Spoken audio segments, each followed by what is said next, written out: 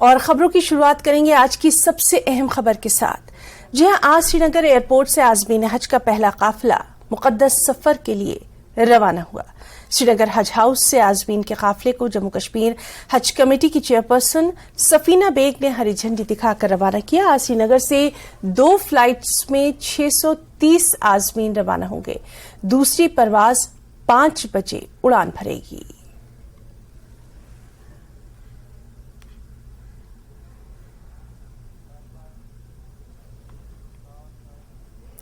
आज skill development Jammu Kashmir ने DLTP Kashmir के साथ मिलकर इंजीनियरिंग, नॉन इंजीनियरिंग के आखिरी साल के तलबा और ITI डिप्लोमा होल्डर्स के लिए एक प्लेसमेंट तकरीब का इनेकाद किया। 40 से ज्यादा मारूफ कंपनियों ने यहां अपने स्टॉल्स कायम किए थे। हर जिले से तलबा इस प्लेसमेंट ड्राइव से फायदा उठाकर अपना मुस्तकबिल बेहतर बनाने की उम्मीद लेकर आए थे। इस मौके पर प्रिंसिपल सेक्रेटरी बराए स्किल डेवलपमेंट असगर सामून ने कहा कि हमारा फोकस इन बच्चों को खुद कफील बनाना है। उन्होंने कहा कि सार्फिन की मांग में इजाफा हुआ है, इसलिए हमें अपने बच्चों को नई टेक्नोलॉजी सिखाने की जरूरत है।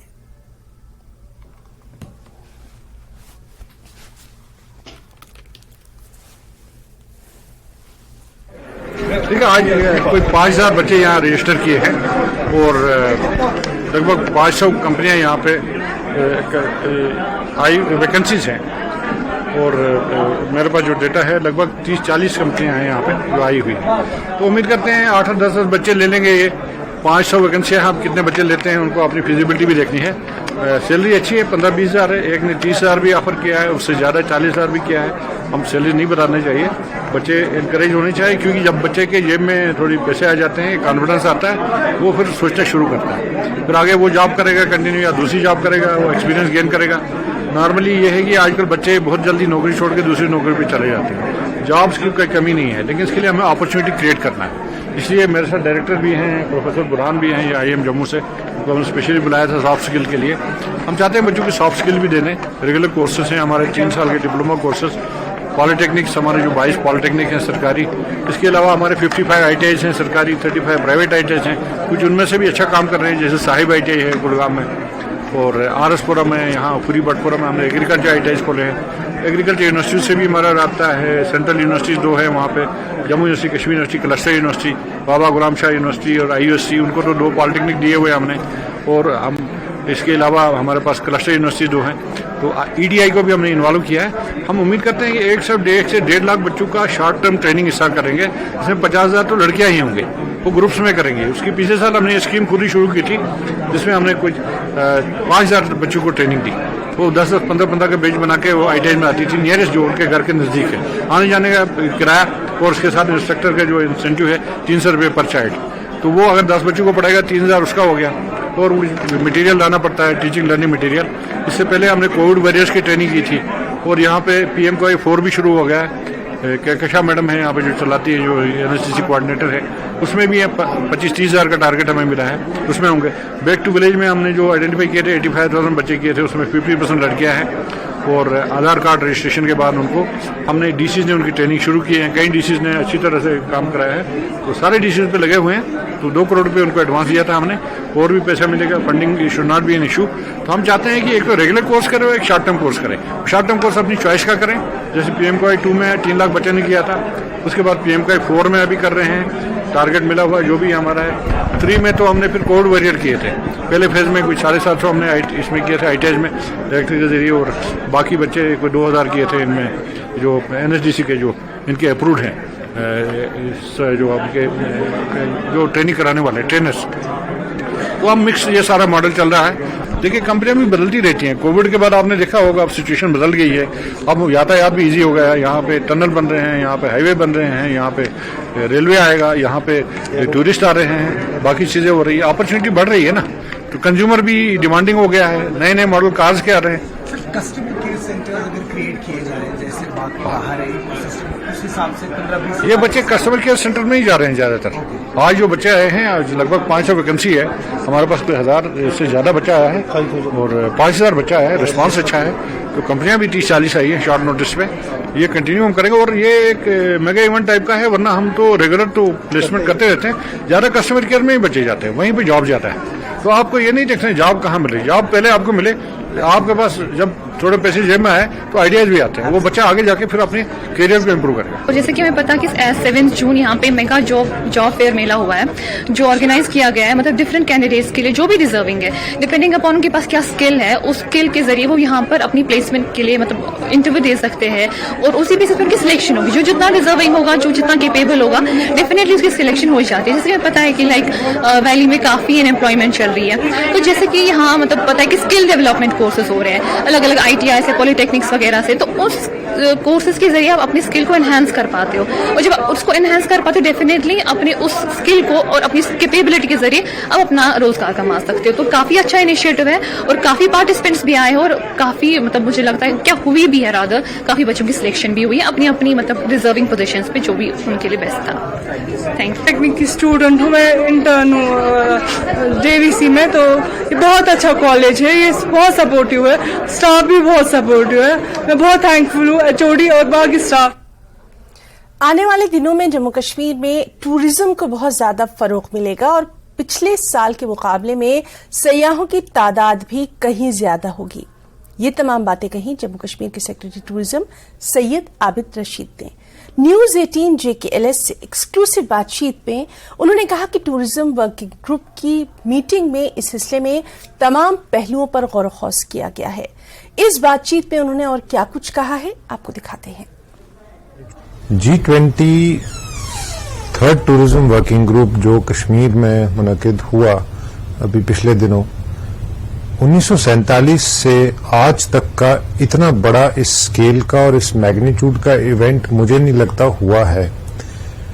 नंबर 2, इतनी हैवी पार्टिसिपेशन जो इंटरनेशनल डेलीगेट्स की थी, जो G20 डेलीगेट्स की थी, G20 इनवाइटेड कंट्रीज की, this has not happened ever before in the history of Jammu and Kashmir. So I think this will be a big milestone in promoting tourism, और चूंकि tourism working group की meeting थी, therefore मुझे लगता है कि ये एक टूरिज्म की प्रमोशन में और जम्मू कश्मीर को इंटरनेशनल स्केल पे एक ग्लोबल डेस्टिनेशन प्रोजेक्ट करने में एक माइलस्टोन की हैसियत रखता है, संग मील की हैसियत रखता है। और इसके बिफोर एंड आफ्टर टूरिज्म की डेवलपमेंट, टूरिज्म की प्रमोशन और टूरिज्म रिलेटेड एक्टिविटीज देखी जाएंगी। और मैं आप साथ I am happy to share with you कि इमीडिएटली पोस्ट G20 हमारी बुकिंग्स, हमारी क्वेरीज ऑलमोस्ट 4 टाइम्स ज्यादा बढ़ गई हैं। और मैं खास तौर पे आपसे ये शेयर करना चाहता हूं कि जो इस साल इंटरनेशनल टूरिस्ट का, इनबाउंड टूरिस्ट का नंबर है, पिछले साल के मुकाबले में हम उसको बहुत बड़ी तादाद से पार करेंगे। और पिछला साल शायद जम्मू कश्मीर की हिस्ट्री में बहुत हाई नंबर्स रहे हैं टूरिज्म के। शेर Kashmir university agriculture science and technology के टेम्परमेंट सेरीकल्चर कॉलेज मीरकुंड पटन की तरफ से पोल्यूशन कंट्रोल बोर्ड बारामूला के इश्तिराक से बीट प्लास्टिक पोल्यूशन के मौजू पर एक जानकारी सेमिनार का इनेकाद किया गया। इस सेमिनार में प्लास्टिक से होने वाले मुज़र असरात पर गुफ्तगू की गई। इस सेमिनार में associate dean professor Mohammad Farooq Bakal, professor doctor Irfan Latif, professor Ziaul Haq और दीगर साइंसदान मौजूद रहे। सेमिनार में मुख्तलिफ रिसर्च स्कॉलर्स ने अपने अपने पेपर्स पढ़े और प्लास्टिक के इस्तेमाल से पैदा होने वाले माहौलियाती आलूदगी के नुकसानात पर तफसीली तबादला ख्याल किया। साइंसदानों और रिसर्च स्कॉलर्स ने अवाम को बाखबर किया कि अगर प्लास्टिक के इस्तेमाल में बर वक्त रोकथाम न की गई तो वक्त दूर नहीं जब इंसान को जमीन पर रहना मुश्किल हो जाएगा। हमारा ये मकसद था कि उनको इन तक ये बात पहुंचाएं कि प्लास्टिक के एक्सेसिव यूज से हमारे बायोस्फीयर, हमारे इकोसिस्टम पर कितना बुरा असर पड़ता है। हमने स्टूडेंट्स को ये बोला, जब आप अपने साथ एक पावर बैंक रखते हैं जो कोई 300 ग्राम का होता है, आप क्यों नहीं एक जूट का बैग अपने पास रख सकते हो जिसमें घर की जो सारी चीज़ें हैं, जितना भी ग्रोसरी लेनी होगी तो उसमें ले सकें, ताकि जो हमारा प्रेशर है एग्रीकल्चर प्रोडक्टिविटी पर plastic, excessive use of plastic की वजह से वो कम हो जाए। हमारा मकसद यही था स्टूडेंट तक ये बात पहुँचाना ताकि प्लास्टिक जो यूज़ है उसकी कम यूटिलिटी हो। आजकल के दौर में हम कितना प्लास्टिक यूज कर रहे हैं और उनका कितना इम्पैक्ट पड़ रहा है हमारी लाइफ पे, हमारे प्लानेट अर्थ पे। तो जो सॉइल अर्थ है, एक तो वो इफेक्ट हो रही है, हमारी जो मरीन लाइफ है वो इफेक्ट हो रही है, हमारी जो एयर है वो इफेक्ट हो रहा है इस सब की वजह से, क्योंकि हमारा जो यूज है प्लास्टिक का वो इतना दिन ब दिन बढ़ते जा रहा है और फिर हम उसको डंप करते हैं और लैंडफिल्स इतना ज्यादा बढ़ता है उसकी वजह से, जो कि हमें पता है कि ये नॉन बायोडिग्रेडेबल है क्योंकि ये डिग्रेड होता नहीं है। तो उसकी वजह से ऑब्वियसली ये हमारी सॉइल पे रहता ही रहता है और उसकी वजह से ये है कि एग्रीकल्चर जो प्रोडक्शन है वो भी डिक्रीज हो रहा है, क्योंकि ये जब डिग्रेड होगा ही नहीं तो ऑब्वियसली जमीन में रह के हमारा जो एग्रीकल्चर प्रोड्यूस है वो ऑब्वियसली कम होता ही होगा दिन। आजकल के दौर में सबसे बड़ा पोल्यूशन जो है प्लास्टिक पोल्यूशन है। आजकल हम डेली लाइफ में इस्तेमाल करते हैं, हम प्लास्टिक बैग्स करते हैं, सुपरमार्केट्स में हम जो यूजुअली हमें मिलते हैं प्लास्टिक बैग्स हमें मिलते हैं, तो हमें चाहिए हमें इसका इस्तेमाल कम करना, क्योंकि ये ईजिली ज़मीन में घुलता मिलता नहीं है।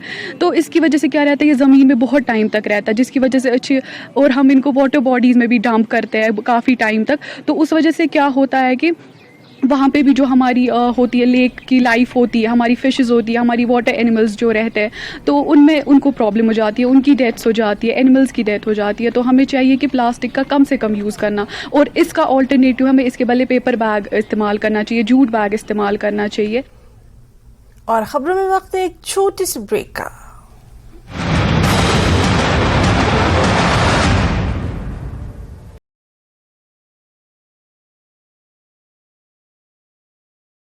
कठुआ में पानी की पाइपलाइन से एक मरा हुआ सांप निकला, लोगों में आक्रोश, लोग गंदा पानी पीने को विवश। वडगाम और मागाम के आसपास के इलाकों में मेडिकल दुकानों का अचानक निरीक्षण, कानून का उल्लंघन करने पर 7 दुकानों को सील कर दिया गया। मागाम के drug control officer Peerzada Tasadduq Hussain के नेतृत्व में जांच की गई। टनमर्ग में हाईटेक पॉली ग्रीन हाउस में तरह तरह की सब्जियों के पौधे उगाए जा रहे हैं। किसानों और काश्तकारों के लिए फायदेमंद, विभाग की ओर से इस सुविधा से किसान काफी खुश। पुलिस नदी में पहली बार राफ्टिंग का ट्रायल, राफ्टिंग करने वाले लोगों में खुशी की लहर। इसके जरिए युवाओं के लिए रोजगार के अच्छे अवसर हासिल किए जा सकते हैं। श्रीनगर के युवाओं का एक समूह साइकिल से घाटी का भ्रमण कर रहा है। Jammu Kashmir mountain biking association के बैनर तले साइकिलिंग सदस्यों ने साइकिल से तराल में कुछ स्थलों का दौरा।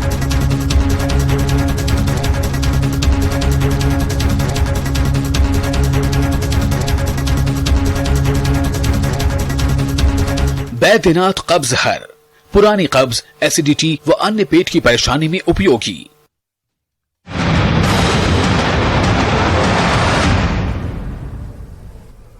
और ब्रेक के बाद खबरों में आगे बढ़ेंगे। Bharat Singh Manhas, secretary Jammu Kashmir academy of art, culture and languages, ने न्यूज 18 से खास बातचीत में अभिनव थिएटर के लॉन और आहते में सकाफती सरगर्मियों की धीमी रफ्तार की वजह बताई और कहा कि G20 समिट के तजुर्बात, जहां JKAACL ने जम्मू कश्मीर के फनकारों को प्लेटफॉर्म फराहम किया। 500 के करीब फनकारों ने G20 समिट की सकाफती तकरीबात में शिरकत की। उन्होंने मजीद कहा कि इस इवेंट ने फनकारों को एक नया रोड मैप दिया है।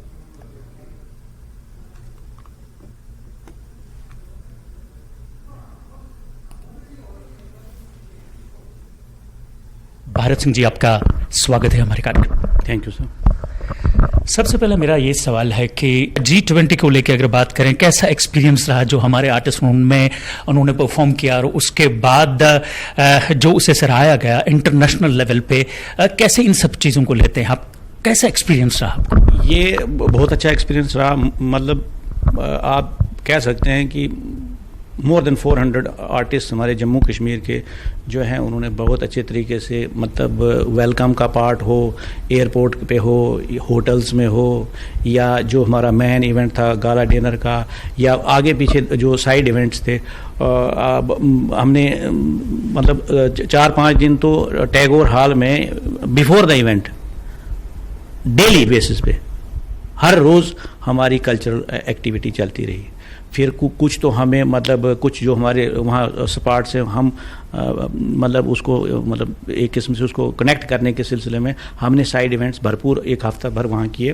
तो ओवरऑल भी हमारी बहुत अच्छे तरीके से हो गया। मतलब हमारी जो ये जो G20 का जो श्रीनगर का हमारा जो इवेंट था इसका बहुत हाइप था।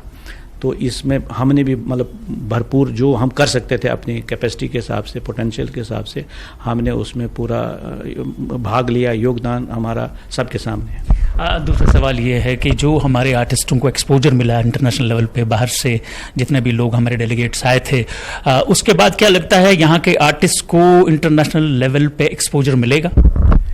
देखिए, जो मैंने बॉडी लैंग्वेज उन डेलीगेट्स की देखी तो वो काफ़ी खुश थे। दे वर वेरी हैप्पी। तो उनकी बॉडी लैंग्वेज को देख कर तो लगता है कि एक तो जैसे जो मेन फोकस हमारा टूरिज़्म था तो उसमें तो ज़रूर मुझे लगता है कि हम कामयाब हो गए हैं। और अगर हम फॉरेन टूरिस्ट को अट्रैक्ट करने में अगर कामयाब हो जाएं तो ऑटोमेटिकली हमारी जो स्टेट की इकॉनमी है उसको बूस्ट मिलेगा। और उसके साथ मैं आपको बताऊं, जब भी कोई बड़ा मतलब डेलीगेशन, इवन चीफ जस्टिस का विज़िट है, कोई मतलब हमारी पार्लियामेंट्री जो ये मेंबर्स की कमेटी का विज़िट अभी हुआ, अभी चीफ जस्टिस को 30 जून को आना है श्रीनगर में, तो आपको मैं बताऊं कि हर वक्त वो ढूंढते हैं कि हमें कल्चर अपना। भारत सिंह जी, हमारे साथ बात करने के लिए बहुत बहुत शुक्रिया। Thank you. ये थे Bharat Singh Manhas, secretary Jammu and Kashmir academy of art, culture and languages, जो हमसे बात कर रहे थे आर्ट, कल्चर और लिटरेचर के हवाले से। कैमरामैन चांद डोगरा के साथ मैं राजेंद्र तिक्कू, न्यूज़ 18 जम्मू। पीडीपी के सीनियर कायदीन पर मुश्तमिल एक वफ्द ने आज जम्मू के डिवीजनल कमिश्नर रमेश कुमार से मुलाकात की। उन्होंने डिवीजनल कमिश्नर को एक मेमोरेंडम भी पेश किया। इसमें उन्होंने उधमपुर के आजहानी दीपक कुमार के अहल खाना को मुनासिब मुआवजा देने का मुतालबा किया। दीपक कुमार को हाल ही में अनंतनाग में मिलिटेंटों ने हलाक कर दिया था। उन्होंने मुतासरा खानदान को नौकरी के अलावा 25 लाख रुपए मुआवजा देने का भी मुतालबा किया। उन्होंने हुकूमत से गांव के इलाकों में किसानों पर मुनासिब तवज्जो देने का भी मुतालबा किया।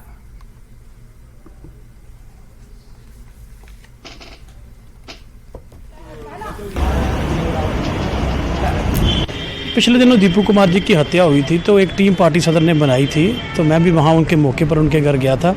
लेकिन बहुत मुश्किल परिस्थितियों में वो जो फैमिली वो रह रही थी। तो एक तो उनकी बात हमने की है कि ना तो उनके पास मकान है, ना ज़मीन है, और ना ही कोई आमदन का कोई उनके पास और कोई जरिया सिवाय दीपू कुमार के। तो हमने ये डिमांड सरकार से की है कि उसको 25 लाख रुपया कम से कम कंपनसेशन देना चाहिए, और उनके परिजनों को नौकरी, क्योंकि वो देश के लिए शहीद हुआ है, वो गोली से शहीद हुआ है, तो नौकरी दी जानी चाहिए। और उनके लिए एक मकान का इंतजाम, क्योंकि सरकार के जो दावे हैं कि इंदिरावास, प्रधानमंत्री आवास योजना के तहत हमने कच्चा मकान को रहने नहीं दिया, तो वहाँ तो वो सिर्फ कच्ची दीवारों पर वो रह रहे थे। तो उसके लिए आज हमारी डिमांड थी, जो मेन था। तो डिप्कम साहब ने कहा है कि 5 लाख रुपया सरकार ने दिया है, और बाकी और आपकी जो डिमांडें हैं उसके में कोशिश करेंगे उस फैमिली के साथ इंसाफ करने की। जम्मू कश्मीर बीजेपी युवा मोर्चा यूटी के नौजवानों तक पहुंचने के लिए एक मुहिम शुरू करेगा ताकि उन्हें वज़ीर-ए-आज़म नरेंद्र मोदी की क़यादत वाली मरकज़ी हुकूमत के इक़दामात के बारे में आगाह किया जा सके। मुहिम के बारे में तफसीलात बताते हुए बीजेपी YM के सदर अरुण प्रभात ने कहा कि जम्मू कश्मीर के नौजवानों के साथ मुख्तलिफ मकामात पर कॉर्नर मीटिंग्स मुनक़िद की जाएंगी। काबिल जिक्र है कि बीजेपी ने महाजनसंपर्क अभियान शुरू किया है ताकि पिछले 9 वर्षों में मरकज की तरफ से किए गए अवाम दोस्त इक़दामात को जनता के सामने पेश किया जा सके। नव मतदाता है, 18 से 25 आयु के अंतर्गत है, उसकी कितनी महत्वपूर्ण भूमिका है, उस सारे को लेकर के my first vote for Modi और माननीय मोदी जी की स्कीम्स का प्रचार प्रसार करके और उनको भी प्रेरित करना कि पहला वोट मोदी जी को हो, उनका वोटर रजिस्ट्रेशन भी हो और उनको स्कीम्स के बारे में अवगत भी कराया जाए। इसके साथ साथ बाइक यात्रा, जो बाइक रैली के माध्यम से अवेयरनेस कैंपेन होगी, वहीं पर नुक्कड़ बैठकें करेंगे और नुक्कड़ बैठकों के साथ साथ जो यंग अचीवर्स हैं, जिन्होंने स्पोर्ट्स में, कला में या अन्य स्थानों पर नौजवानों को प्रेरित करने का काम किया, उनसे टच करके, उनको आउटरीच करके उसके बाद उनको भी इस सारे मुहिम में जोड़ने का काम करेंगे। BJP MP Rajya Sabha ER Ghulam Ali Khatana ने कहा कि वज़ीर-ए-आज़म नरेंद्र मोदी ने तरक्की, कौमी सलामती, बैनुल-अक़वामी सियासत, देही तरक्की और खारजा अमूर के मैदान में मुल्क को एक नई दिशा दी है। उन्होंने कहा कि 9 साला मोदी हुकूमत में मुल्क ने नई बुलंदियां हासिल की हैं और मेक इन इंडिया, स्टार्टअप्स के इनफाज जैसे इख्तराई ख्यालात को नाफिज किया गया, सरहदों को महफूज बनाया गया, करप्शन माजी का हिस्सा बन गया। अगर 100 रुपये आम आदमी के लिए जारी किए जाते हैं तो ये उसके हाथों तक पहुंचते हैं। रुकने पार्लियामेंट गुलाम अली खटाना मीडिया से बातचीत कर रहे थे। इस मौके पर वक्फ बोर्ड चेयरपर्सन डॉक्टर दरख्शान राबी, अभिजीत जसरोटिया, अनवर खान और दीगर मौजूद रहे। इस दौरान मोदी हुकूमत के 9 वर्षों की कामयाबियों को उजागर किया गया। इस मौके पर डॉक्टर दरख्शान राबी ने कहा कि मोदी हुकूमत के 9 वर्षों में मुल्क ने काफी तरक्की की है।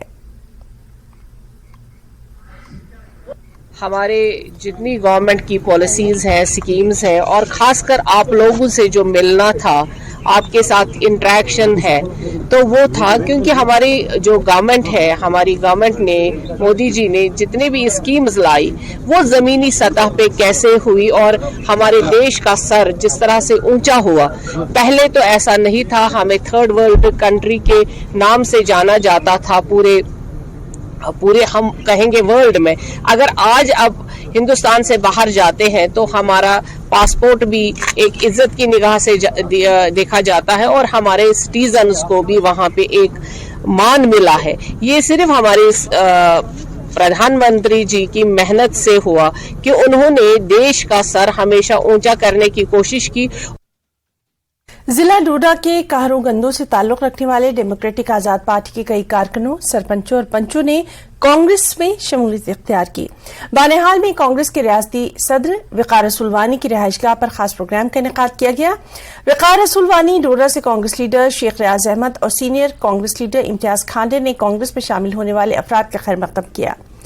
इस मौके पर वक़ार रसूलवानी ने कहा कि डेमोक्रेटिक आजाद पार्टी के चेयरमैन गुलाम नबी आजाद और वाइस चेयरमैन गुलाम मोहम्मद सरूरी के आबाई इलाके से ताल्लुक रखने वाले DAPA के 80% ओहदेदारों, वर्करों और पंचायती नुमाइंदों ने कांग्रेस में शमूलियत इख्तियार की। बाकी अफराद भी जल्द ही कांग्रेस में आ जाएंगे। उन्होंने बीजेपी और मोदी सरकार को भी तनकीद का निशाना बनाया।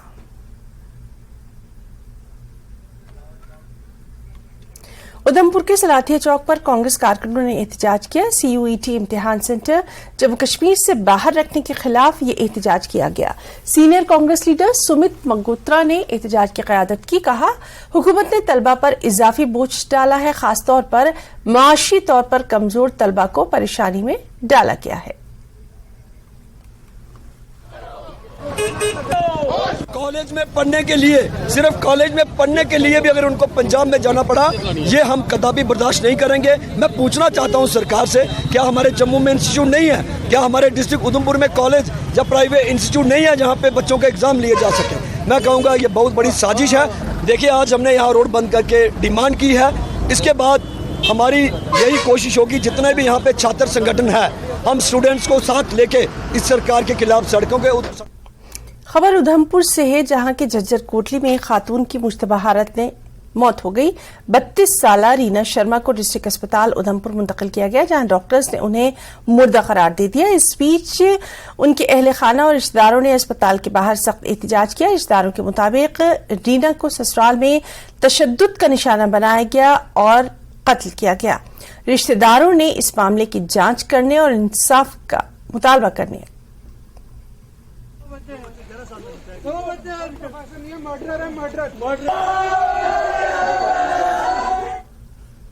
खबरों में फिलहाल इतना ही। आदाब।